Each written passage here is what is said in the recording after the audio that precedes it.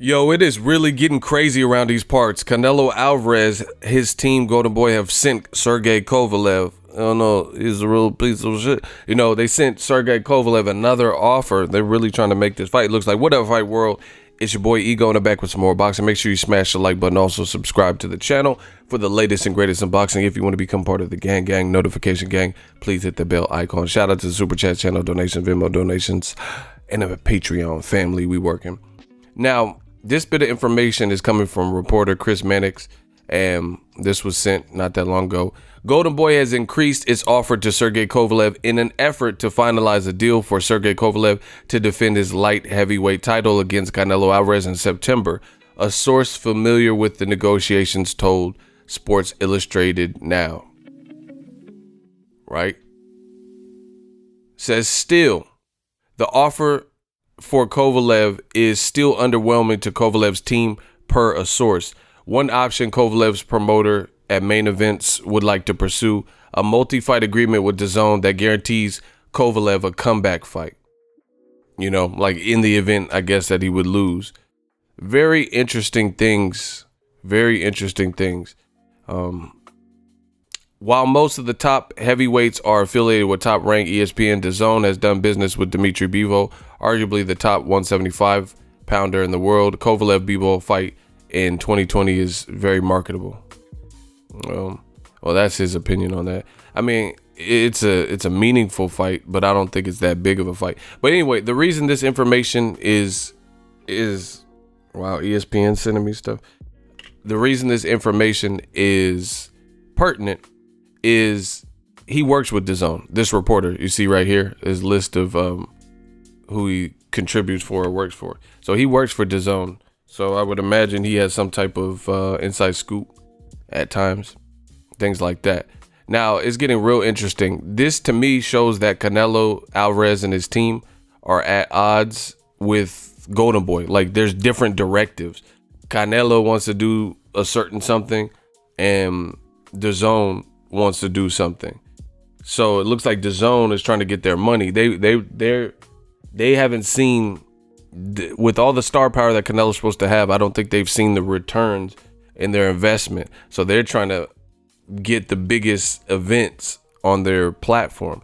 You know, the Jacobs fight was cool, but some people, at least me, were left underwhelmed. I think both fighters, we've seen them better.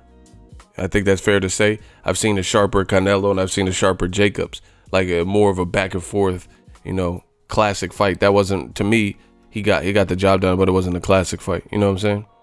But some fights are going to be like that. So at the end of the day, I think Canelo doesn't want to fight Gennady Golovkin. He doesn't like him. He's not feeling him. And he's like, man, fuck that. I don't want to put more money in his pocket and stuff like that. But I think for whatever reason, DAZN thought that was the go-to, that was the lick. You know what I'm saying? They thought they were going to just go in and convince Canelo to fight against Golovkin. But for whatever reason, I don't think Canelo really wants to fight Golovkin. And I'm not saying it like he's ducking him. I don't think he wants to. I think he wants to make Golovkin, he wants to age him out and then make him suffer. You know, I don't think he liked the trash talk from Triple G's side, even though Abel Sanchez is no longer Team Golovkin. But just all in all, he's not in a rush to give that man another payday. And I'm actually good with that. I don't really want to see that fight myself. You know, I think there's so many other fights. Jamal Charlo, full champion, WBO champion Demetrius Andrade. Speaking of Andrade, it's criminal how DAZN keeps thinking that a fight with Canelo, he should go to 75 to fight Kovalev. He should fight Triple G. And they're picking all these fights and doing what they want to do. Meanwhile, Andrade is signed with DAZN. His team said he was down, and it doesn't look. So I don't know, man. Maybe there's something deeper. Maybe Canelo's team put that out there and they don't want the Andrade fight, because I have no idea why DAZN wouldn't be pushing for an Andrade fight. That seems like the most simplistic fight to make. It's a meaningful fight, you know, win, lose, or draw. The person would have most of the belts in the division. It's criminal how his name is not even being mentioned in this mix. They're sending Kovalev multiple offers, and he's a 175 pounder, and he has his own business supposed to fight Anthony Yard. Yet and still, they're trying to solicit Sergey Kovalev to agree. And then from what it sounds like, whatever GoldenBoy is sending him, he not feeling it. DAZN, I really question somebody like who's pulling the strings. Like, how are you paying Canelo 36 million? And I'm not, I never hate on nobody's money. I don't care how much you get. But I'm just saying, like, you got to make it make sense for a business. Canelo got 36 million for DAZN. The numbers weren't that great in America. 600,000 concurrent streams. We don't know what that boils down to, since if you have one DAZN account, you can log in and up to a certain amount of devices. That's pretty customary, right? And now they're looking for a big fight, and Canelo, they're trying to pay these Triple G $15-20 million and stuff like that. These guys gotta fight the competition we want to see, that's going to solidify their legacies and or make big events. So, it's crazy, but whatever. DAZN could do whatever they want. If they want to keep putting all these like fairy tale fights together, like Canelo and Kovalev and Triple G versus Rolls, fights that absolutely don't need to happen, as opposed to Canelo versus Andrade, Canelo, Charlo, Triple G versus Charlo, Triple G versus Andrade, stuff like that, then it is what it is. But new media is here, and you guys let me know what you want to see and what you're down for. But to me, this is not good, because Canelo, we've known, Canelo said ever since Floyd retired, he said he wants to take over the Mexican dates. So it's no mystery when Canelo fights. You get what I'm saying? He wants September and he wants May.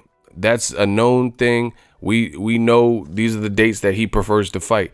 So how is it so behind schedule that we're 9 weeks out from September 14th and we haven't had one press conference, one press tour? It hasn't even been officially announced. Canelo is not like some random little fighter where, he just gets dropped when Canelo's big business. So for big business, you got to treat it as such, and you have to, in my opinion, promote it a certain way. So this is bad promotion on behalf of DAZN, in my opinion, because they're waiting to the last minute. You know what I'm saying? Like they're not giving themselves that much time to plan for whoever it's going to be it Kovalev, Triple G, Munguia, whoever he fights. It's 9 weeks away. Fighters typically do an 8 to 10 week camp. So, it's cutting it close. Even if Canelo's training and stuff, does he know who he's training for? Does the opponent know? What about the promotional? Get the fans excited for the fight. Those types of things. Really weird. Let me know what you guys think. Drop your thoughts in the comment section. We working. So if you enjoyed this video and want more content like this on the channel, you can show your appreciation by going to the PayPal donate button or the YouTube support button, and you can donate any amount that you feel is equivalent to the value of this video. Much more to come. Thank you guys for your support. Boxing Ego, the future of boxing.